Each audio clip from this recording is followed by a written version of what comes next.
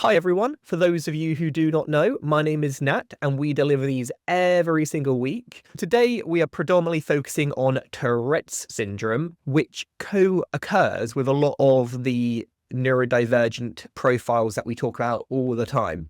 There's also a heavy overlap with ADHD in particular and OCD. In case you're not familiar, here's me on the BBC. I do lots of stuff, talk about the brain all the time.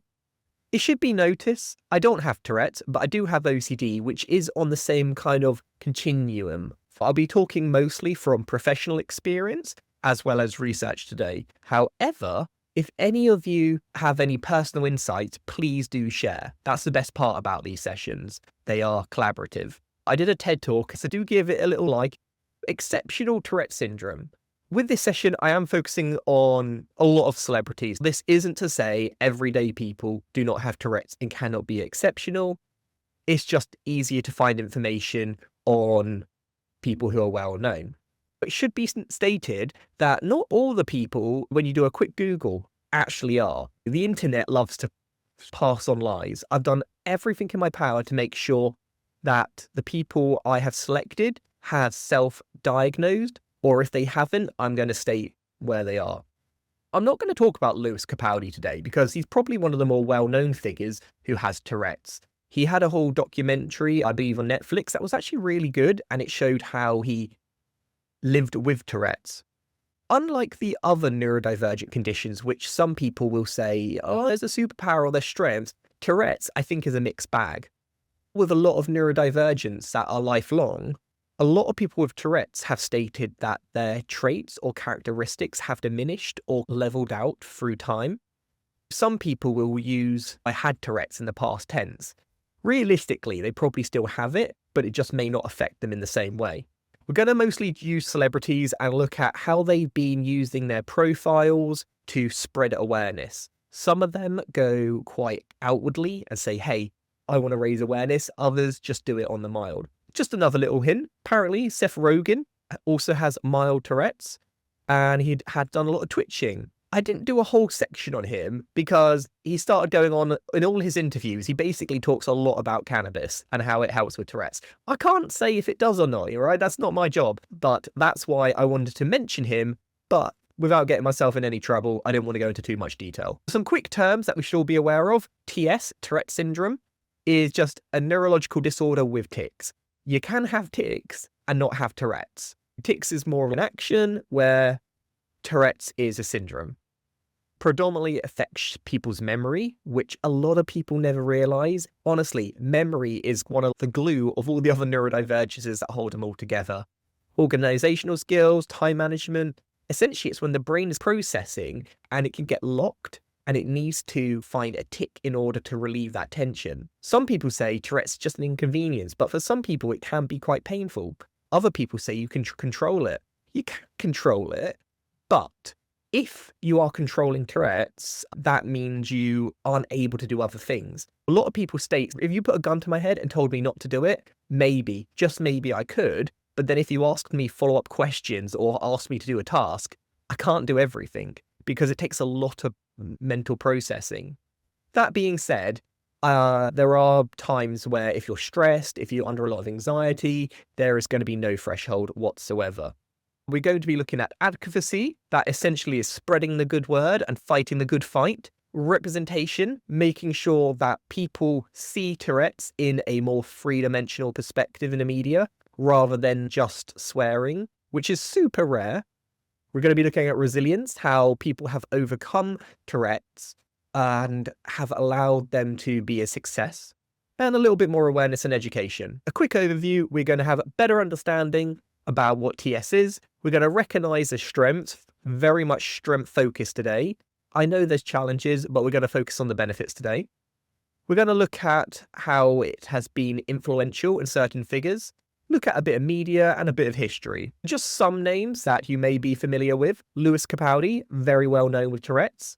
Billie Eilish, very well known with Tourette's. David Beckham, here's a caveat for you. If you search people with Tourette's, David Beckham normally comes up.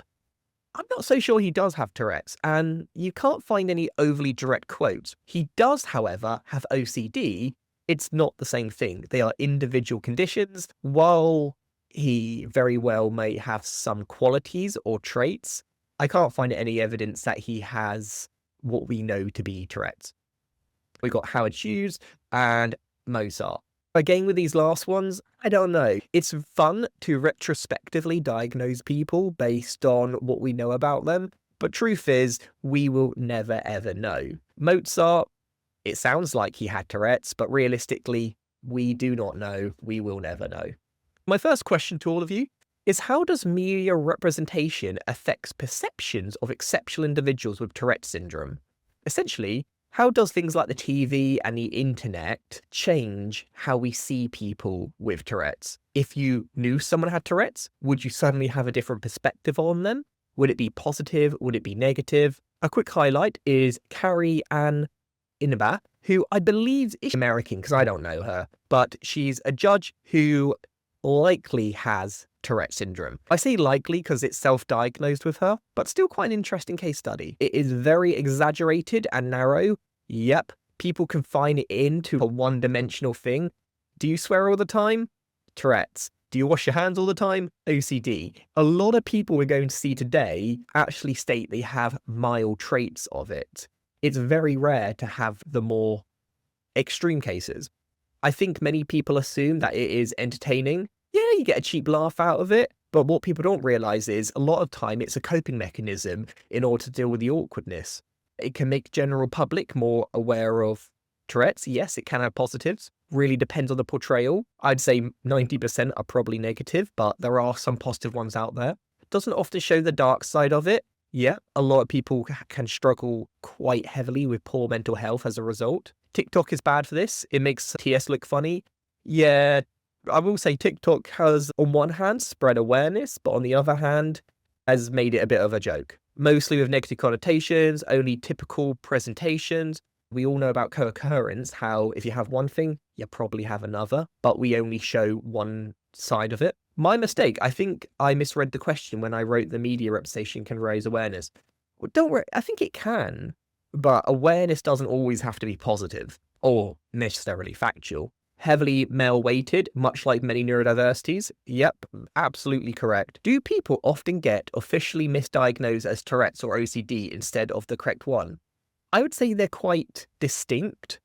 To be honest, Greg, I can only guess. I would say maybe sometimes, but OCD is more inwards in terms of how it affects you internally, and Tourette's has more of a physical manifestation. For instance, David Beckham is twitching, for example, but he might have intrusive thoughts. I would like to say no because they do seem quite distinct. However, the media does often pair them together. Just some stats so we're all clear about how diverse Tourette's is. It really isn't one size fits all. About 63% of people with Tourette's also have ADHD. That's ridiculously high. And I know a lot of you have ADHD. This does not mean that you definitely have Tourette's or vice versa, but it does mean that you probably do have some traits. Maybe not enough to get diagnosed, but enough that knowing about it could help. You're also nearly 50% likely to have anxiety, also things like learning disabilities, autism, speech problems, behavioural issues, depression are also very common. Notice that intellectual disabilities is technically on the list, but it's not super high. Essentially, if you have an intellectual disability, you may be more likely than the general population to have Tourette's, but by far not necessarily, as everyone we're going to be looking at today has an extremely high intelligence. So I can see how having Tourette's would add to having anxiety too. Absolutely. Imagine every time you're in public, you are so aware that people are watching you and staring at you. Even if they're not, you could see how that could get in your head. While it is very common, there are a lot of misconceptions. What do you think is the biggest misconception when it comes to Tourette syndrome? Is it that tics limit success? Is it that there's no link to creativity? Or is it tics equal incompetence? Obviously, I could have picked an endless list of misconceptions, but we just went with 3 of the most common ones. All we need to do is move them up and down to 1 being the most, 3 being the least. While you're doing that, I also want to do a quick shout out to Abdul Ruff, aka Chris Jackson. I think he maybe converted to Islam and changed his name. He was an NBA basketball player.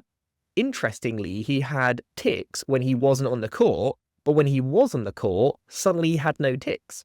Maybe part of the reason is that his brain was so fixated and so engaged in the game that the part of the brain which requires the tics to regulate the body just weren't needed anymore. That is a common theme we're going to see throughout today. Tourette's can be quite detrimental to some people's lives. When they find something they are passionate about, something they are fully engaged in, it seems to completely all but disappear. It definitely has something to do with engagement, concentration, how the brain processes information. We've got here, tics limit success. A lot of people might think if you have Tourette's, you're probably not going to be able to maintain a job, particularly one in the public eye. 100% not true, as today is going to prove. Tics equal incompetence, again, not linked to intelligence. While technically you might have a higher likelihood of having intellectual disabilities, it's honestly not worth talking about.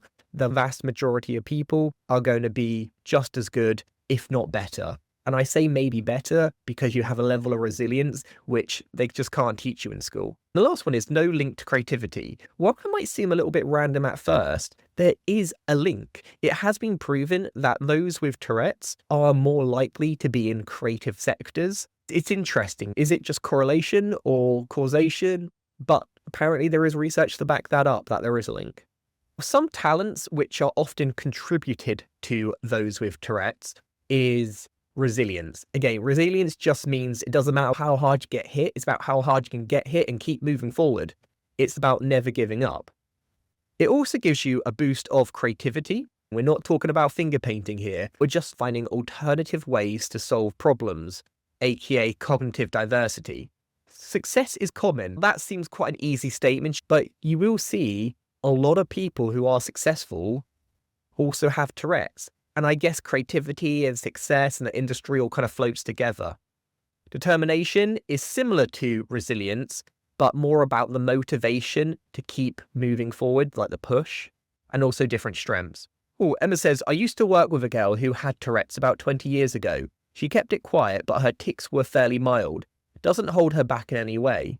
That's the thing, sometimes they can diminish, get more manageable. It's interesting that while the brain is developing, they tend to show traits far more vividly than when you're an adult and it tends to mild out. Let's look at some pop culture now about some famous people who, again, may or may not have Tourette's. Most of them do, and most of them have used it to their advantage. But just to clarify, Billie Eilish does have Tourette's. Mozart, we don't know. We'll never know. Dan Aykroyd, basically the Ghostbuster guy, does. Dan Aykroyd. Yes, I always struggle with the pronunciation. He has autism as well. He does, and he does much more advocating for autism. However, as we know, it does co-occur. And David Beckham, which doesn't really, but he's always used. So basically, it was hard to get images without him. What other notable people do you know have Tourette syndrome? If you think they have Tourette's and you're not certain, maybe state it, like say suspected or speculated. But if you think, yeah, I know these people do, keep them coming. This is just a little Funko Pop of Lewis Capaldi. Oh God, that came up at the right time. We can redefine the word notable. It could also be people in your life. Maybe yourself, maybe cousin, family member, work colleague. Notable is anyone who means something to you. We got Pete from Big Brother. Yep, Pete's a really great example of someone who had more prevalent Tourette's, who was much more severe. He was the story behind when I said how people can sometimes control it, because he actually spoke about it in an interview saying, hey, I'm going to have Tourette's, I'm going to have tics, I can't help that. However, I am stopping swearing right now, but it does mean that I'm not able to think as fast. I thought it was really interesting. But again, though Pete did have the swearing variety, it's extremely rare. A close friend. Nice, yeah. Pete, absolute legend. It was my favourite series of Big Brother. Yeah, after that, I just stopped watching. We got Dr. Samuel Johnson. Very good one. But basically, the founder of the dictionary. My student, Seth Rogen. Nice. There are a few. But I'm pleased to say I'm going to be talking about a lot more than just these people. Oh, Pete and Nikki. I was so devastated to hear about Nikki. Yeah, genuinely terrible. I'm glad that Pete's doing okay. What percentage of people in the UK have swearing Tourette's? That is a good question. I don't know. April, could you do some digging? to find out the answer to that. I do know, though, it is extremely rare. If we know 1% have Tourette's, probably a fraction of that would actually have the swearing variety. My only real media exposure to Tourette's was a girl from Deuce Bigelow, Male Gigolo. Ah, yes, that is a good pop culture reference. Which of these musicians and artists did you know have Tourette's? Billie Eilish, famous pop singer. Michael Wolff, he is more of a jazz musician. Emma McNally is a visual artist who does a lot of artwork and installations, often giving a visual representation of Tourette's. I highly recommend you check out her artwork, really interesting. James Durbin, he was definitely in American Idol, and he used, apparently, his Tourette's as some of his inspiration for his dance moves, which, to be honest, I can see. April says, I think 10% of the 1% have swearing Tourette's. It would definitely not be 10% of the population. I think it's 10% of the one. On Billie Eilish, she is done a great Netflix series on Tourette's. Billie Eilish, I think, is a fantastic role model and also a very current one. April says James Durbin not only has Tourette's, but also has autism. You're right on that, April, he does. And I said they can occur. Not everyone with Tourette's has autism, but you're at a higher likelihood. Here's James now, and as we said, well done. Yeah, he was diagnosed with Asperger's, which we now know is a redundant name for autism, but that's what he was diagnosed with, and only at 10. To summarise, Billie Eilish, world famous, probably needs no introduction. Michael Wolff, a very successful jazz pianist that often links his Tourette's to his creativity. Remember how we said there is a link between Tourette's and creativity, and that creativity can manifest in many different ways. Emma McNally, a visual artist and inspired by Tourette's and neurodiversity. I think her work's really interesting, to be honest, because it shows that kind of chaotic tornado of disorganization, but also order in the chaos. James, he was a finalist. I always thought Asperger's and autism were different things. Are they the same thing then? Yes, they are the same thing. They were different subtypes of autism. You had autism spectrum and you had Asperger's, but in 2013, they joined them together just to simplify things and also to give a broader definition. Essentially, autism is diverse, and we didn't have enough categories for it to actually be functionally useful or accurate. Now we just have one category, which means it can encompass everything. Let's look at some actors and performers. Which ones of these have you heard of? Dan Aykroyd from the Blues Brothers and Ghostbusters. Also, I believe he does directing and producing. Talks very outwardly about his autism, but also talks about Tourette's. Dash, not as familiar with his work, but we will talk a bit about him soon. Mark is mostly a comedian, though he does do a lot of advocacy. Jason, and lastly, Jessica Thom. I think she's a real exceptional individual. She created the world's first Tourette superhero and does a lot of comedy, skits and acting. So they all differ in terms of the amount of celebrity status they have, but all of them have achieved greatly, maybe not just despite Tourette, potentially even because of it. Bob says Asperger's was associated with the Nazis era, i.e. rationale for it being removed. Bob, it was part of it. Regardless of the connotations to Nazis, which there are connotations, the primary reason for it being removed is that it wasn't functionally useful anymore. Otherwise, what they would have done is just renamed it and kept this condition separate. There's definitely truth in that. We've done some really interesting sessions on Hans Asperger and his Nazi link, so I highly recommend checking out our YouTube channel. Let's have a little look at Dan. Again, he is phenomenal. He is a complete icon in the acting world.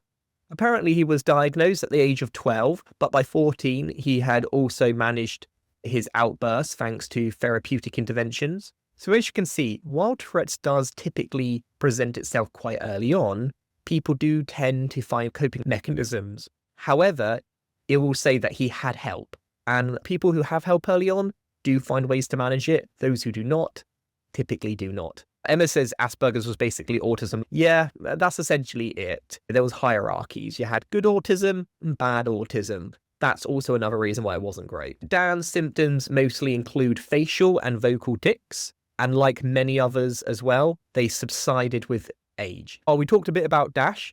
Personally, I haven't watched Ray Donovan. I don't know if any of you have, but I've definitely seen the classic Romeo and Juliet. He is another great advocate for Tourette's. He said, people believe that if you can shut your Tourette's off for a period of time, then you can always shut it off. I try to explain to people that if I spent my whole life trying to control my tics, that's all I would have time to do. Yes, that's so similar to what Pete from Big Brother also said. While you don't have complete lack of control, it comes at a cost. And often the cost of controlling your tics is just not worth it.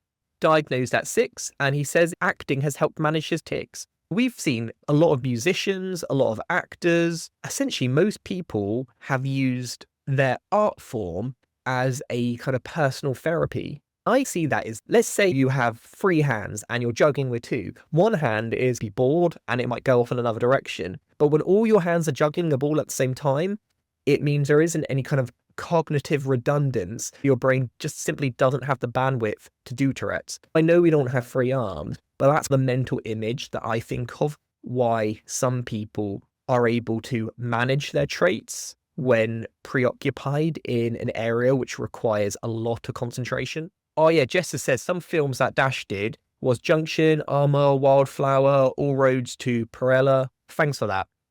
Yeah, this is one that I wanted to talk about because I think I had no idea who Jessica Thom was before researching this. Predominantly aimed at children, but I think it's just a very fun, light-hearted character they create, Tourette's hero. Just to clarify, we talked about Ghostbuster Dan and how he embraces neurodiversity. We talked about the actor Dash and how he's advocating while also doing acting. We talk about Mark Elliott, who does a lot of awareness raising and humour. Jason, who's a musician and actor. And Jessica, who dresses up as a superhero and bops about, but in a very fun way. Some shows with Mark Elliott called The Midwife, Midsummer Murders, EastEnders, Holby City. I swear all the actors, they just love those shows, don't they? They do one show, they get murdered, they do the next show. Rachel says, some of my students that have been diagnosed with autism have been diagnosed with autistic tics. Is that a branch Tourette's? Not so much a branch, but it relates to stimming, to be honest. Autistic stimming and tics aren't really too dissimilar. I think the difference comes to the reason why they do what they do and the level of control they have over them. But as I said, everything's very much related. When you say autistic tics, it might mean that it isn't enough which is debilitating or causes particular distress, so isn't worthy of its own separate diagnosis, but is something that is co-occurring with the autism, which is worth noting about. Yeah, it's all about thresholds, and you might not meet the full threshold for a brand new diagnosis, but it's still something worth noting. Oh, Jess says, Jason did Fargo, Between Temples, Mont Blake, The Last Showgirl, The French Dispatch, brilliant. Gregory says, am I wrong to wonder if Tourette's is used as a distinct disorder that is separate from other diagnoses of neurodiversity? Seeing as it gets such a bad press, I suppose it needs a different support of techniques. Absolutely, it is completely distinct. Yes, you are more likely to have others, but it is its own thing. It's not like a subtype of autism. Tourette's is its own. Emma says, I refer to things as tics to explain to people I'm not in control of them. I can see that. I think there's a lot of overlaps between stimming and tics. I don't have a complete definition for you on the difference between those two, but it's something that I definitely would want to look up afterwards to see, are they completely different or do they just have a lot of similarities? Let's move this party along to athletes. Which of these did you know have Tourette's? We've got Tim Howard, who, while I'm not much into football, I hear particularly well known, a fantastic goalkeeper. Tasha Unwin, who is an Olympian of sort. Shane McCosh, who does ice hockey.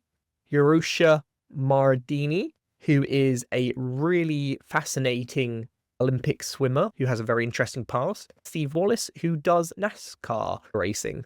We'll talk more about Steve Wallace in a moment because I think quite an interesting case study. We'll talk a bit about Tim, who is one of the more famous names when it comes to Tourette's. He is often a contributor to different Tourette's organizations. In a quote, he says, as soon as things get serious in front of the goal, I don't have any twitches. It's probably because at the moment, my concentration of the game is stronger than the Tourette syndrome.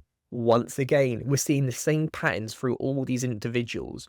While Tourette's probably does have strengths, it can be challenging, and a lot of people don't medicate with conventional means. More holistic approaches is about finding something you're passionate in and being completely immersed into it. I think that's also a really great quote. Moving on to Steve Wallace. He does a lot of driving. His dad was very famous, Rusty, and his Tourette's are no longer an issue. The word issue I find a little bit problematic, but let's face it, for some people it is an issue, and it has subdued over time.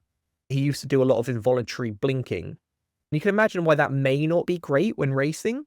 But again, sometimes Tourette's doesn't have to be a big thing. It can be a really subtle thing, but it's still something. Some of these athletes, we've talked about great footballers who are able to keep their head in the game. We've got Paralympians who are amazing advocates. We've got different ice hockey people who carry on. Yusra has a really fascinating background. Tourette's is just the tip of the iceberg from this person. They fled Syria and they actually saved a lot of people's lives through pulling them to safety, I believe, in the water. A really inspirational story. And I think that honestly is what makes someone inspirational. Not the fact they have Tourette's, but what they're able to do with their life. I do recommend doing a bit more of a deep dive into this person if you have time.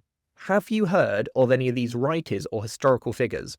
One of you already mentioned Dr. Samuel Johnson, and probably one of the most influential people of all time. Did he have Tourette's? We'll never know, but there is naturally a lot of writing on him, as he was such a prolific lexiconist, or something.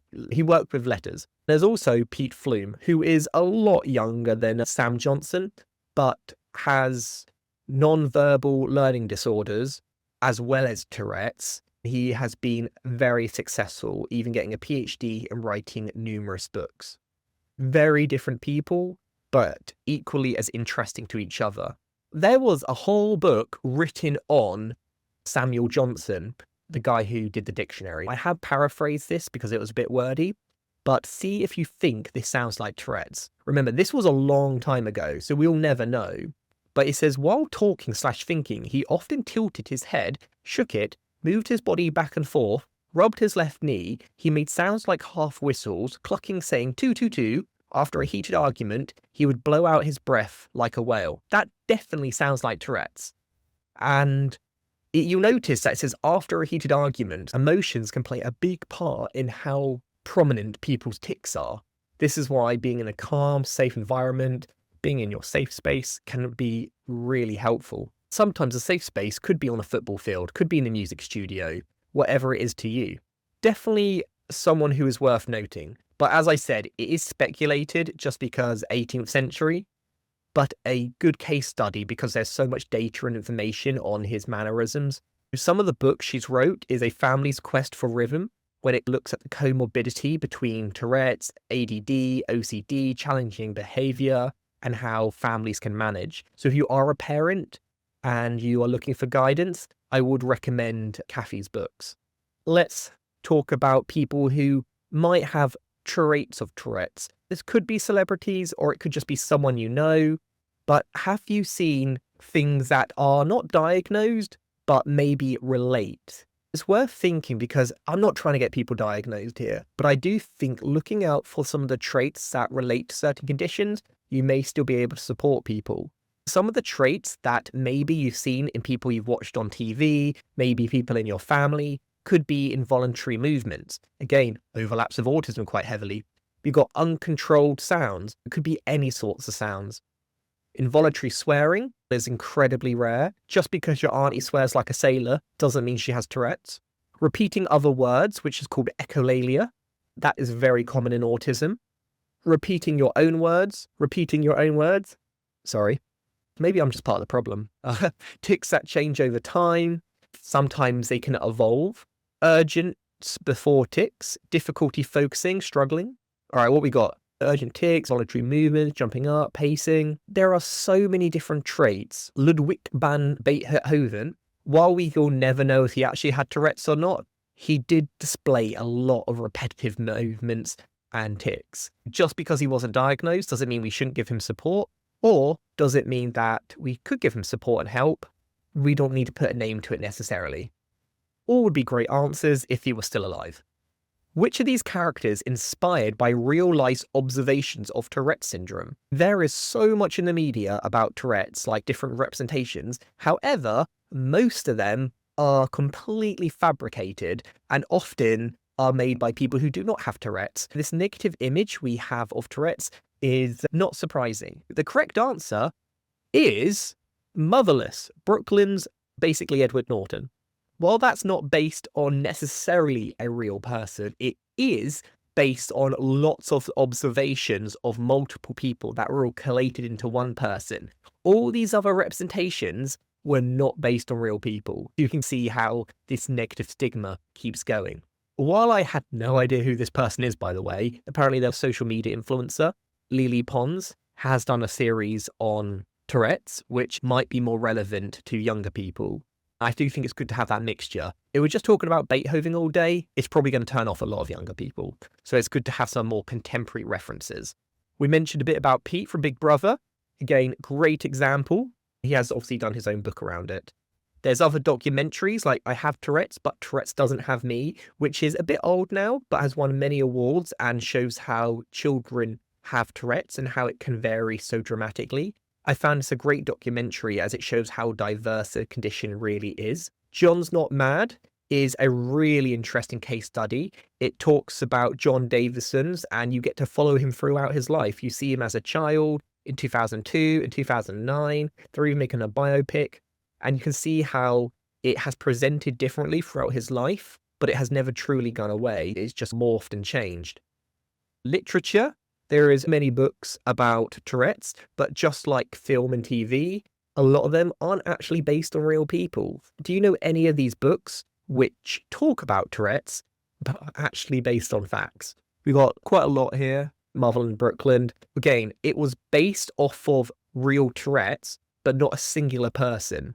The answer is The World's Strongest Librarian, which is based on a real person. I can see why a lot of you would pick Brooklyn. Again, one was a real person, the other was real observations.